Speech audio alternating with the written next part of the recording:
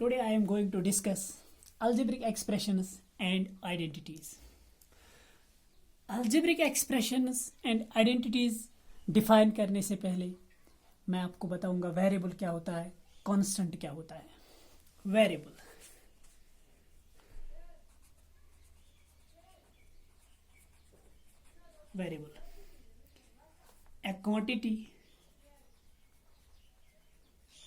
a quantity whose value varies. वो quantity जिसका value very होगा, जिसका वैल्यू चेंज होगा, उसको कहते हैं variable. Is called variable.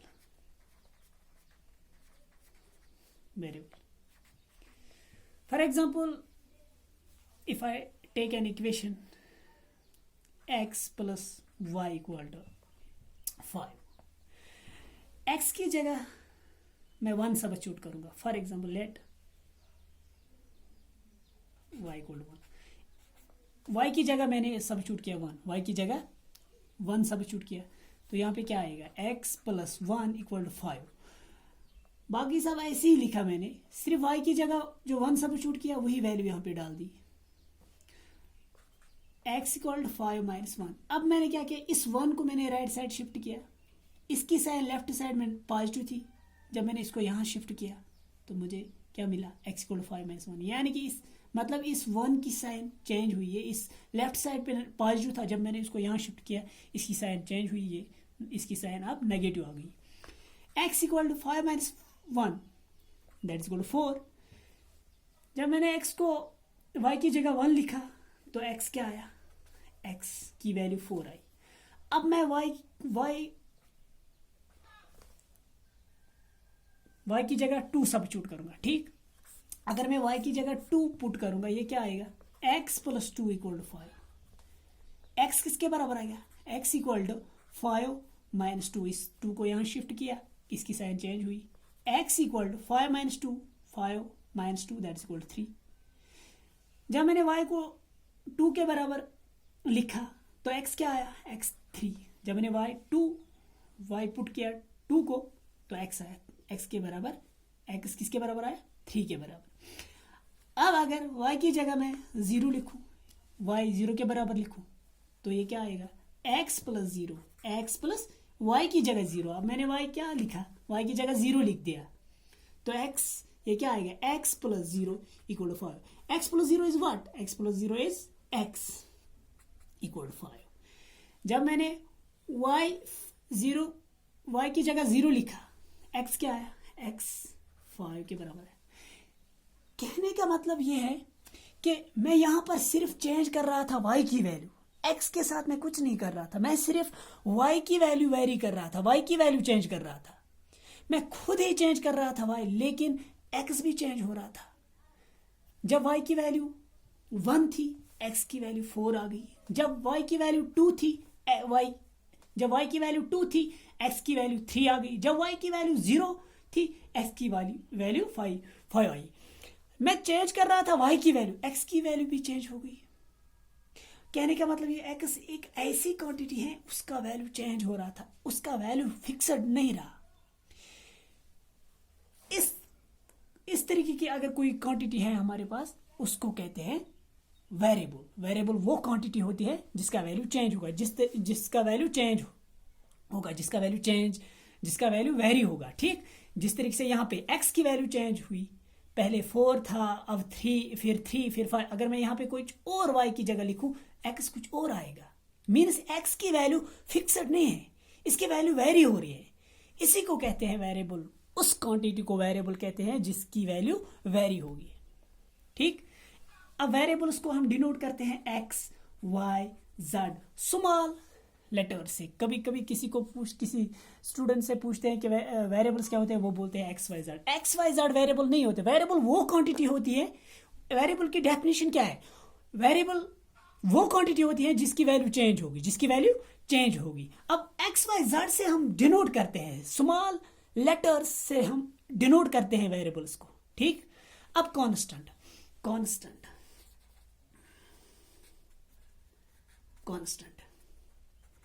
quantity whose value remains fixed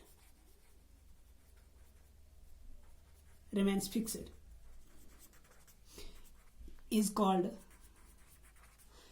constant. Quantity,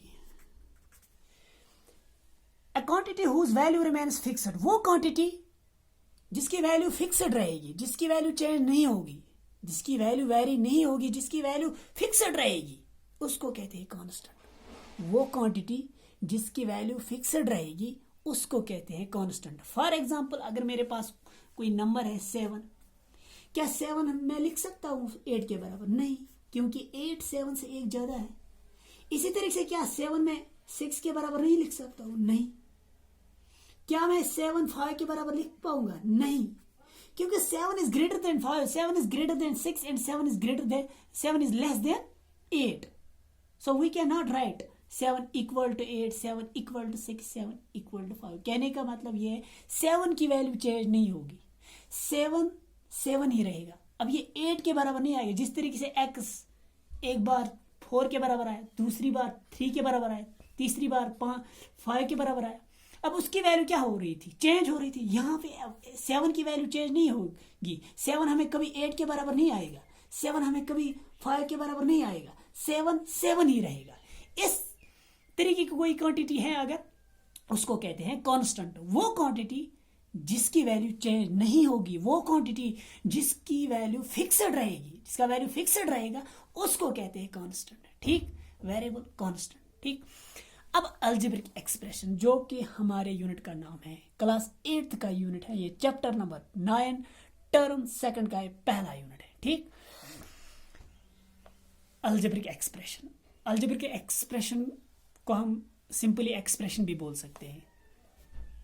algebraic expression, algebraic expression.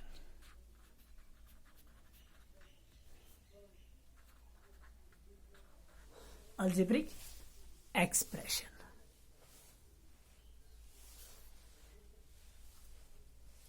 Algebraic expression. It is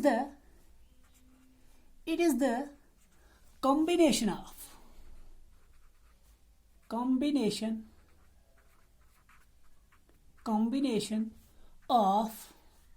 variables and constants. It is the combination of variables and constants connected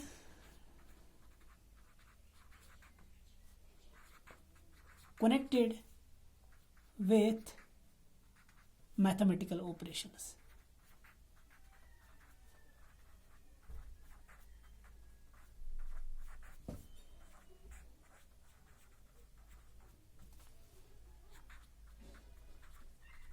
क्या लिखा? Algebraic expression क्या होता है? It is the combination of variables and constants connected with mathematical operations. ये क्या होता है? Combination of variables and constant. ये ग्रुप होता है वेरिएबल्स एंड कॉन्स्टेंट्स जो कनेक्टेड होंगे किससे? मैथमेटिकल ऑपरेशन से. मैथमेटिकल ऑपरेशन क्या होता है? Addition, addition, subtraction, multiple and division. These are called mathematical operations. अब मैंने अलजेब्रिक एक्सप्रेशन की डेफिनेशन क्या बताई? Algebraic expression, it is the combination of variables and constants connected with mathematical operations. ये क्या होता है? अलजेब्रिक एक्सप्रेशन क्या होता है? ये कॉम्बिनेशन होती है. किन की कॉम्बिनेशन? वेरिएबल्स एंड कांस्टेंट्स की कॉम्बिनेशन जो कनेक्टेड होते हैं. किससे कनेक्टेड होती है? मैथमेटिकल ऑपरेशन से होती है. For example 3xy z plus 15xy minus 3yz plus 15x plus 17. अब यहाँ पे देखिए ये क्या है? यहाँ पे वेरिएबल्स भी हैं x, y, z. यहाँ पे 3, यहाँ पे इनको हमने प्रोडक्ट किया. 3 को प्रोडक्ट किया x, y, z. 3xy z को प्रोडक्ट किया. हम ऐसे नहीं लिखते हैं मैथ्स में 3. अगर हमें 3 इंटू एक्स लिखना पड़ता है तो हम ऐसे लिखते हैं 3x. हम ऐसे नहीं 3 इंटू एक्स लिखते, ऐसे नहीं लिखते, सीधा ऐसे 3xy means 3 is multiplied with X Y Z. अब यहाँ पे मैंने एक एक्सप्रेशन लिखा, देखिए मैंने अलजेब्रिक एक्सप्रेशन की डेफिनेशन क्या बताई थी, मैंने बताया था कि it is the combination of variables and constants. अब देखिए यहाँ पे ये कॉम्बिनेशन, यहाँ पे वेरिएबल्स एंड कॉन्स्टेंट, ये ग्रुप है ना वेरिएबल्स और कॉन्स्टेंट्स का, यहाँ पे वेरिएबल्स भी है ना, कॉन्स्टेंट्स भी है ना, और कनेक्टेड विद मैथमेटिकल ऑपरेशंस, जो कनेक्टेड होंगे, किससे कनेक्टेड होंगे, मैथमेटिकल ऑपरेशंस। यहाँ पे हमने इनको प्रोडक्ट किया है, ये कनेक्टेड है किस मैथमेटिकल ऑपरेशन से, मल्टीपल से। यहाँ पे कनेक्ट किससे किया, एडिशन से। यहाँ पे इन 15xy इनको हमने कनेक्ट किया मल्टीप्लिकेशन से। अब यहाँ पे क्या है, यहाँ पे कनेक्टेड है सब्ट्रैक्शन से। कहने का मतलब ये है कि ये यहाँ पे ये जो है ये एक्सप्रेशन मैंने लिखा, ये क्या है, ये एक्सप्रेशन है, इट इज द कॉम्बिनेशन। इसमें तो वेरिएबल्स और कॉन्स्टेंट्स है ना, इसमें वेरिएबल्स भी है, कॉन्स्टेंट्स भी है, और ये कनेक्टेड है, किससे कनेक्टेड है, मैथमेटिकल ऑपरेशन से कनेक्टेड है, ठीक है। इसका उसी को कहते हैं algebraic expression. This is the example, this is an example of algebraic expression. What's meant by algebraic expression? It is the algebraic expression, it is the combination of variables and constants connected with mathematical operations. algebraic expression ये क्या होता है, ये combination होती है variables और constants की, जो connected होते हैं mathematical operations से। फॉर एग्जाम्पल, एक एग्जाम्पल मैंने लिखी और यहाँ पे लिखूँ 3x² y minus 5xy plus 12x plus 15y minus 13। ये भी तो है ना group of variables and constant. यहाँ पे भी बहुत सारे वेरिएबल्स भी हैं, इसमें कॉन्स्टेंट्स भी हैं इसमें, और ये कनेक्टेड है मैथमेटिकल ऑपरेशन से, ठीक है। मैथमेटिकल ऑपरेशन कौन कौन है, एडिशन, सब्ट्रैक्शन, मल्टीप्लाई, डिवीजन, ठीक। These are the mathematical operations. अब मैंने क्या बताया, अलजेब्रिक एक्सप्रेशन क्या होता है, it is the combination of variables and constants connected with mathematical operations. For example this third one 5xy plus 15, ये भी अलजेब्रिक एक्सप्रेशन है, ठीक है। अब अलजेब्रिक एक्सप्रेशंस में टर्म्स होती है। फॉर एग्जांपल कोई भी अलजेब्रिक एक्सप्रेशन या एक्सप्रेशन सिंपली बोलते हैं, एक्सप्रेशन भी 3xy plus 5x minus 13y plus 5, ये अलजेब्रिक एक्सप्रेशन है। अब जो चीज यहाँ पे देखिए, ये सेपरेट हुआ है, 3xy सेपरेट हुआ किससे, इस एडिशन से सेपरेट, इसको अलग किया। इसी तरीके से यहाँ पे माइनस साइन है, इसने 5x को अलग किया। ये 3xy इस टर्म से अलग है, 5x से अलग है, क्योंकि इनके बीच में एडिशन है, इनके बीच में एडिशन है। इसका मतलब इस एडिशन ने इस टर्म को इससे सेपरेट किया। इसी तरीके से इस सब्ट्रैक्शन ने इस 5x को इससे सेपरेट किया। इसी तरीके से इस एडिशन ने 13y को इस 5 से सेपरेट किया। अब जो सेपरेटेड, जो हमने सेपरेट किए, जो सेपरेट हुए एडिशन, सब्ट्रैक्शन, एडिशन से, उनको कहते हैं terms of algebraic expression.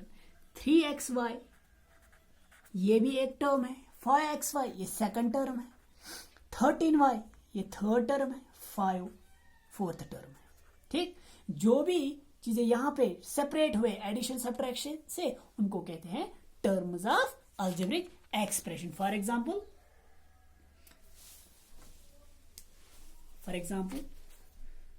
5xy plus 12x² plus minus 5y plus 13, this is first term, this is second, this is third term of this algebraic expression, and this is fourth. देखिए हर term में factors होते हैं। अब ये पहली term है 5xy, पहले मैं समझाऊं फैक्टर्स क्या है। अगर मैं 5 को मल्टीप्लाई करूं 3 से, if I multiply 5 with 3, what we get 15। दो नंबर्स को मैंने प्रोडक्ट किया, 5 और 15 को मैंने प्रोडक्ट किया, और वहां पे मुझे रिजल्ट आया 15। जब मैंने प्रोडक्ट किया रिजल्ट आया 15। अब जिन नंबर्स को मैंने प्रोडक्ट किया उनको कहते हैं फैक्टर्स ऑफ व्हाट, जो मुझे रिजल्ट आया, मुझे क्या रिजल्ट आया 15। इसका मतलब मैंने यहाँ पे 5 और 3 को मल्टीप्लाई किया, 5 और 3 को मल्टीप्लाई किया। जिन नंबर्स को मैंने मल्टीप्लाई किया और जो रिजल्ट आया, जिन नंबर्स को मल्टीप्लाई किया, उनको कहते हैं these are the factors of what, these are the factors of जो हमें यहाँ पे रिजल्ट मिला उसी के फैक्टर्स हैं ये। इसका मतलब 5 और 3 को मैंने मल्टीप्लाई किया और रिजल्ट आया 15। अब जिनको मल्टीप्लाई किया 5 और 3 को मल्टीप्लाई किया वो इसके फैक्टर्स हैं जो रिजल्ट आया। इसका मतलब 5 और 3 15 के फैक्टर्स हैं। इसी तरीके से यहाँ पे अगर फर्स्ट टर्म देखेंगे ना 5xy, यहाँ पे किस किस को प्रोडक्ट हुआ 5xy, 3 टर्म्स को हमने प्रोडक्ट किया, 3 टर्म्स को प्रोडक्ट किया।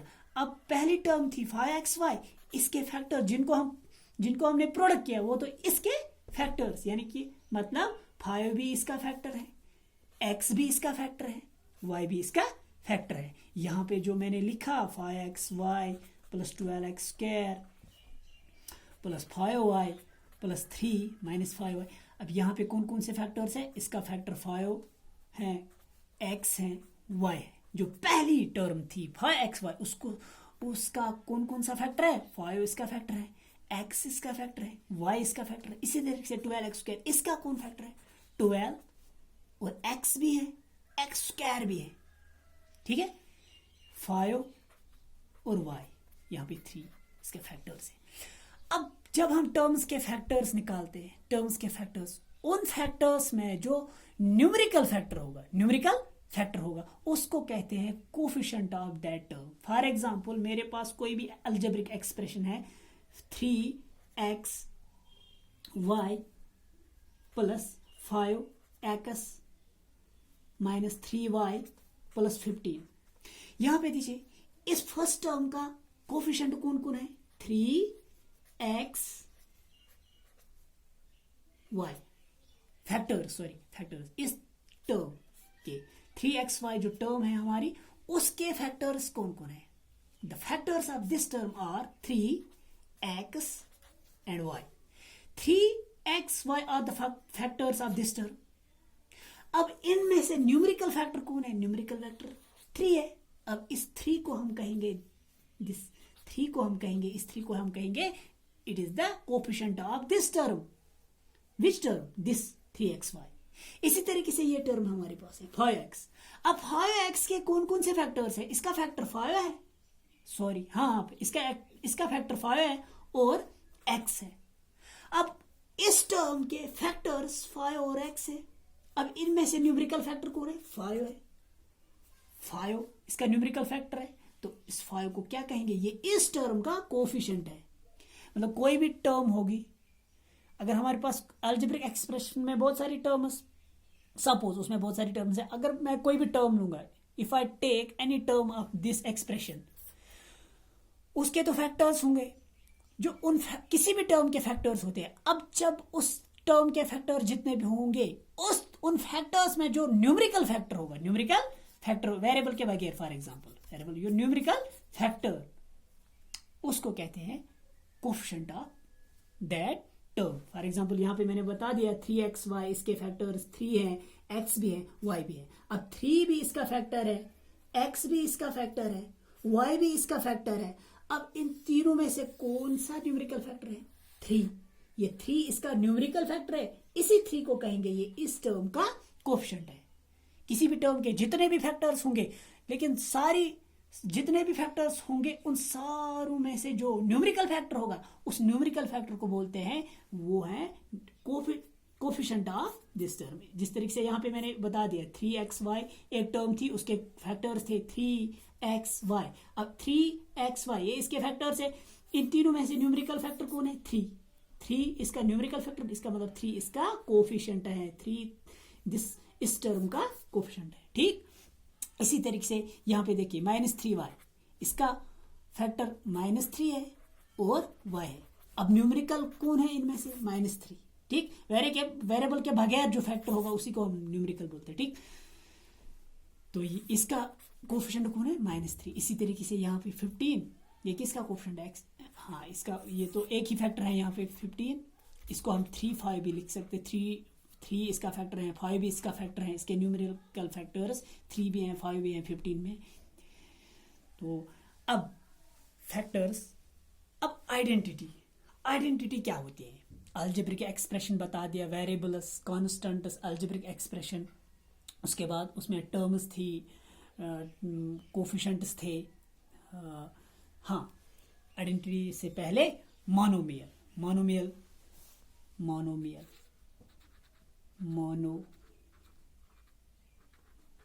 मोनोमियल, मोनोमियल वो एक एक्सप्रेशन को हम तभी कहेंगे मोनोमियल जब उसमें एक ही टर्म होंगी। An expression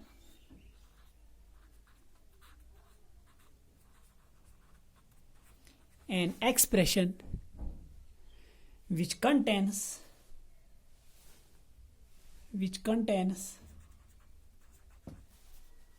contains only one term,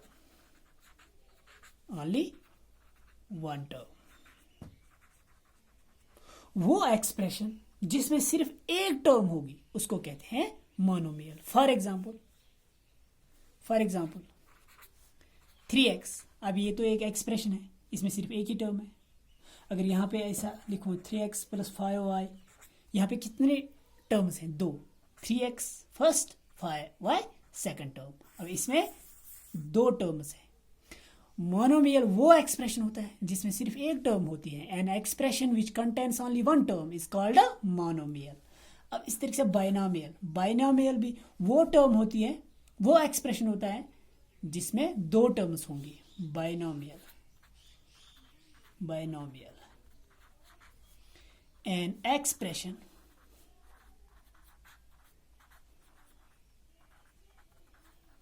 which contains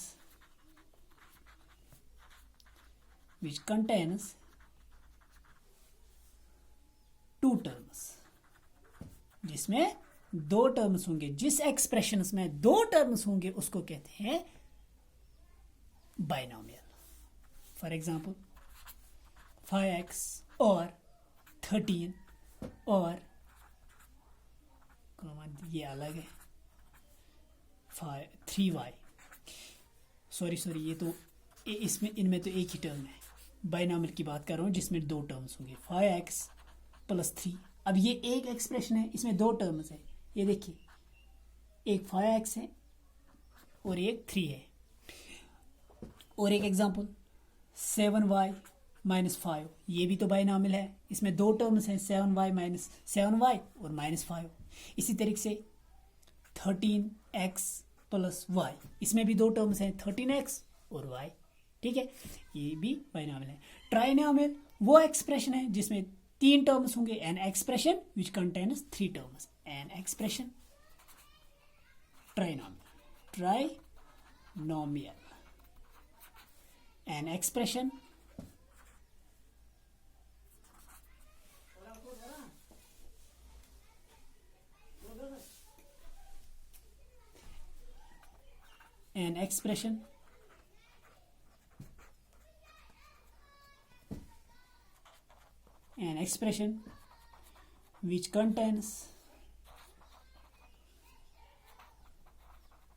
which contains 3 terms, वो एक्सप्रेशन जिसमें 3 टर्म्स होंगे उसको कहते हैं trinomial. For example 3x - 5y + 12, दूसरी 13xy + 5y - 3। These are the examples of trinomial. Trinomial is an expression which contains 3 terms. वो expression जिसमें 3 terms होंगे उसको कहते हैं ट्राइनोमियल। देखिए यहाँ पे 3x first term, -5y second term, 2 third term, यानी कि मतलब इस एक्सप्रेशन में कितनी टर्म्स हैं? 3 टर्म्स हैं। तो 3 टर्म्स हैं इसमें, तो इसको कहेंगे हम ट्राइनोमियल। ठीक, लास्ट वन पोलिनोमियल। पोलिनोमियल वो एक्सप्रेशन होता है जिसमें 3 या 3 से ज्यादा टर्म्स होंगे। Polynomial,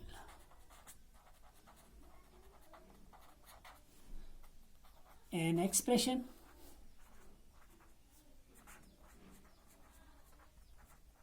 which contains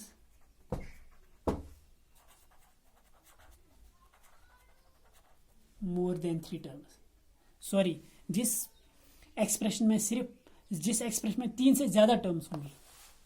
an expression which contains more than 3 terms, An expression which contains more than 3 terms is called a polynomial. वो एक्सप्रेशन जिसमें 3 से ज्यादा टर्म्स होंगे, वो एक्सप्रेशन जिसमें 3 से ज्यादा टर्म्स होंगे उसको कहते हैं पोलिनोमियल. ठीक, for example 2xy minus 3x plus 5y plus 12. अब इसमें कितनी टर्म्स हैं? 1 2 3 4, 3 से ज्यादा.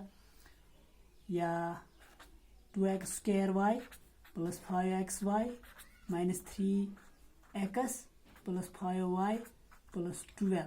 इसमें कितनी है? 1 2 3 4 5, 3 से ज्यादा. जो भी एक्सप्रेशन, जिस एक्सप्रेशन में 3 से ज्यादा टर्म्स होंगे उसको कहते हैं पोलिनोमियल. ठीक, अब आइडेंटिटीज. आइडेंटिटी क्या होती है? Identity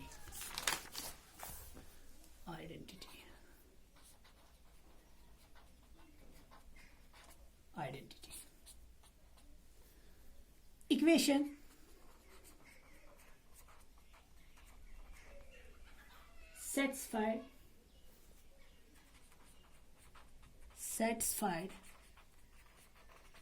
satisfied for any value of its variable.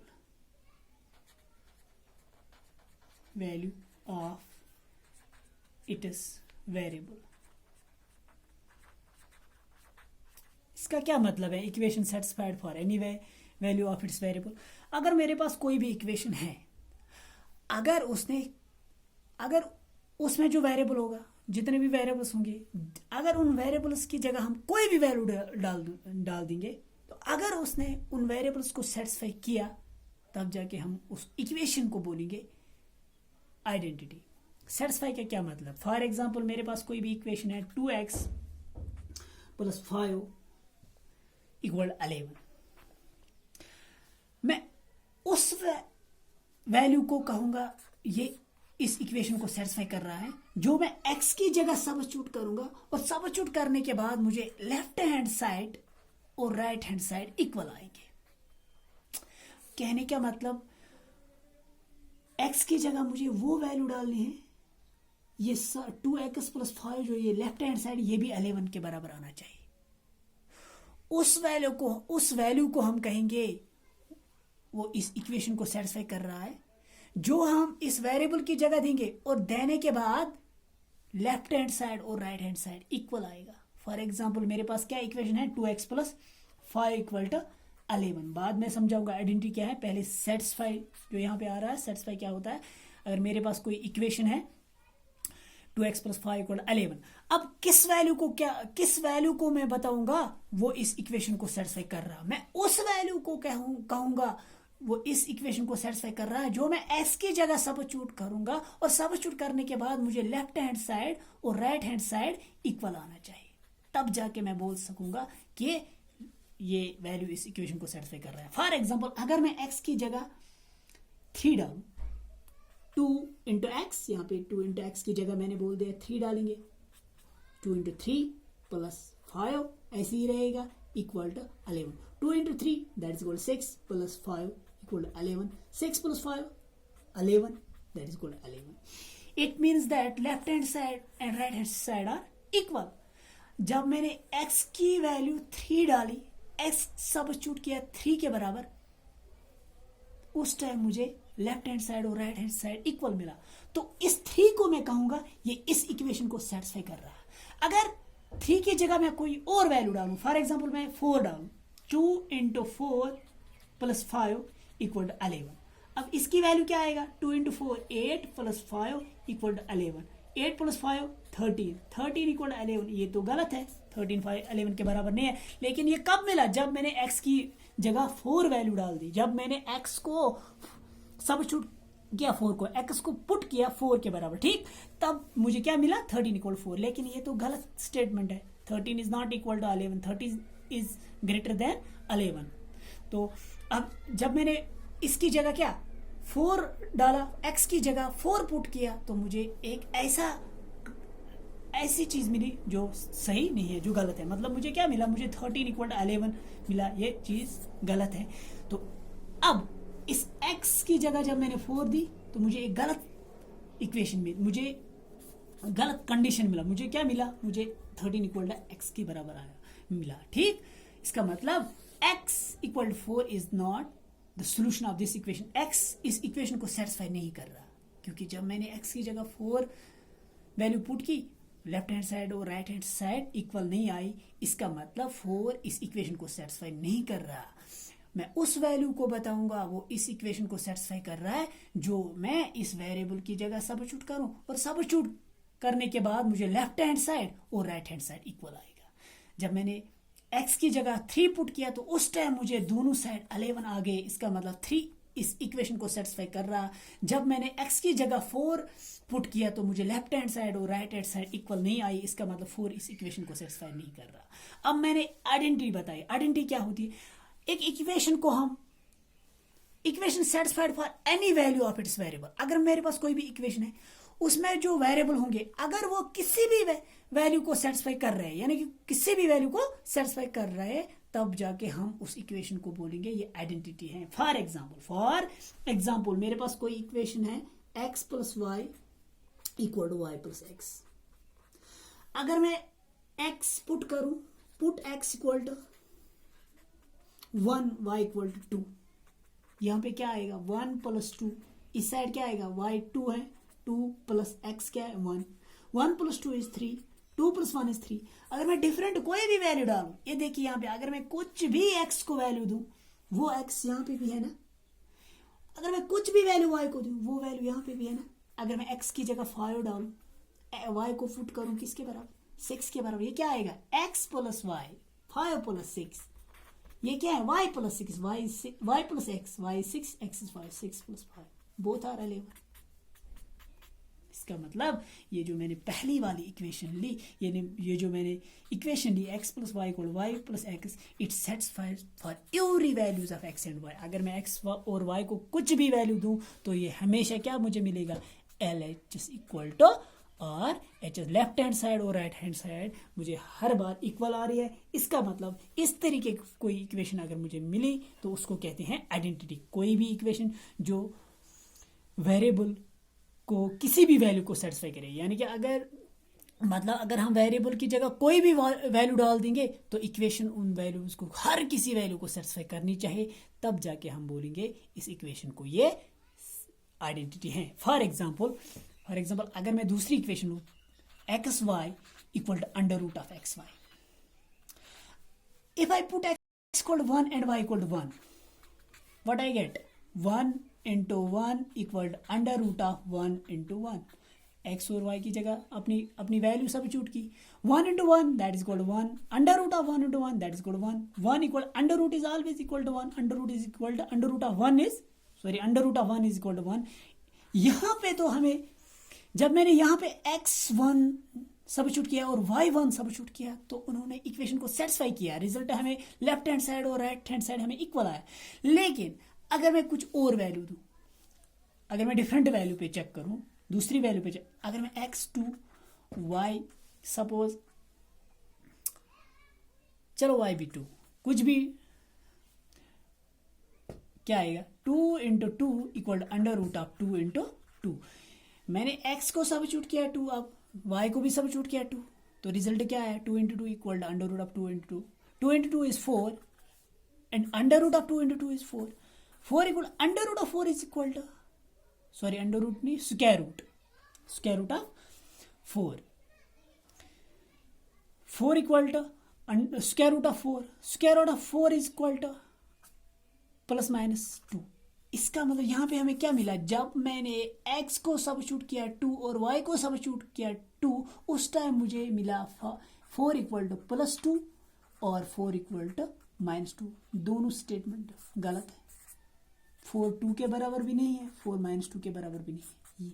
मतलब यहाँ पे मैंने इस इक्वेशन में मैंने x और y एक वैल्यू सबस्टिट्यूट की। यहाँ पे x को पुट किया 1, y को पुट किया 1, उस टाइम तो 1 ने इक्वेशन को सेटिस्फाई किया। जब मैंने दूसरी वैल्यू डाली तो उसने उस वैल्यू को सेटिस्फाई नहीं की। इसका मतलब ये आइडेंटिटी नहीं है। यहाँ पे क्या लिखा? सेटिस्फाइड फॉर एनी वैल्यू, किसी भी वैल्यू को सेटिस्फाई करनी चाहिए। अगर मेरे पास कोई भी इक्वेशन है उसमें जो वेरिएबल्स होंगे, अगर मैं वेरिएबल्स में कोई भी वैल्यू डाल दूं, कोई भी वैल्यू डाल दूं, उन वैल्यूज को, सभी वैल्यूज को वो इक्वेशन सेटिस्फाई करनी चाहिए, वो वेरिएबल उनके सोल्यूशन होनी चाहिए। ठीक, मैं कोई भी इक्वेशन लूँ, उसमें जो वेरिएबल होंगे उस वेरिएबल की जगह अगर मैं कोई भी वैल्यू सब्स्टिट्यूट करूंगा, अगर हर किसी वैल्यू ने इक्वेशन को सेटिस्फाई किया, तब जाके हम बोलेंगे उस इक्वेशन को ये आइडेंटिटी है, अदरवाइज नहीं। जिस तरीके से यहाँ पे मैंने x को 1 दिया, y को 1, x की जगह 1 सब्स्टिट्यूट किया, y की जगह 1 सब्स्टिट्यूट किया, तो रिजल्ट इन्होंने सेटिस्फाई किया। 1 1 जब सब्स्टिट्यूट किया तो left hand side right hand side equal आ गया। जब मैंने वैल्यू चेंज की तो हमें लेफ्ट हैंड साइड और राइट हैंड साइड इक्वल नहीं आया। इसका मतलब ये आइडेंटिटी नहीं है।